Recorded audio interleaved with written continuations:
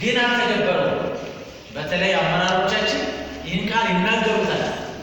ቁልቁል ነው እየወሰዱ ያለው እንጂ ወደ ላይ ወጣ ወደ መስራል የጎደለ ነገር ስላለ አሁን ያሉት አመራሮቻችን ከቀበሌ እስከ ጠቅላይ ሚኒስትራችን ድረስ በአፉ አርገው ይወጡና ተግባር ጊዜ ቁልቁል እየሄደ ነው ያለ።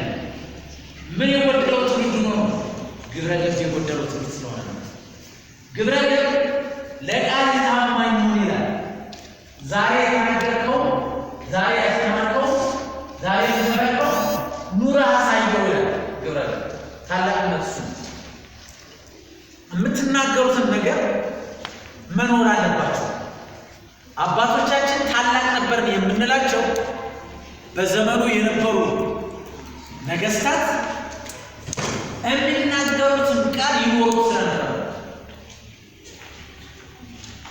አትዋሽ ብለው ሲናገሩ ራሳቸው ያዋሻሉ።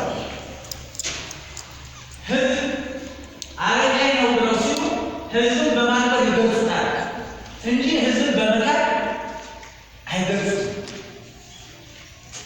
ዛሬ የተናገሩትን ነገም ቃል ነውና ለእምነታቸው ታዛዥ ናቸውና ቀናኢ ናቸውና ይደግሙታል፣ አይናገሩም። ዛሬ ግን በየቦታው ያለው አመራር የሚመራ በግብረ ገብ ስላላደገ ዛሬ የተናገረውን ቃል ነገ አይደለም። ዛሬ ወደ ቀበሌ ጎራ ብላችሁ የሆነ ነገር ጠይቃችሁ አይ በዚህ ቀንና አስተናግድሃለሁ እና ብሎ ይሸኛል። በተባለው ቀን ስትመጣ በተባለች ቀን ስትመጭ ፊቱን ዞሮባችሁ ይሄዳል። ምነው ስትሉ አመጣጥ አላሳመርሽም፣ አመጣጥ አላሳመርክም ይላል። ህዝቡ እያለቀሰ ነው። በየቦታው በየቀበሌው ያለ ሰው ብዙ ነው። በክፍለ ከተማው ያለ ሰው ብዙ ነው። ከተማ አስተዳደር ላይ ለማው የሚረድ ብዙ ነው። ክልል ላይም እንደዚሁ ነው። ወደ ሀገራት ስናይ ያያችሁ ነው። ቴሌቪዥን ዛሬ የተገነባ የሚያፈርስ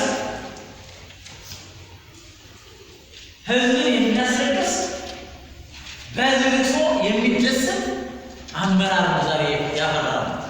ይሄ ግብረ ገብ ስለጠፋ ታላቅነት በመጥፋቱ የተነሳ በሰዎች ስቃይ ሄዶኒዝም፣ በሰዎች ስቃይ ሄዶኒዝም ማለት በሰዎች ስቃይ የሚደሰት።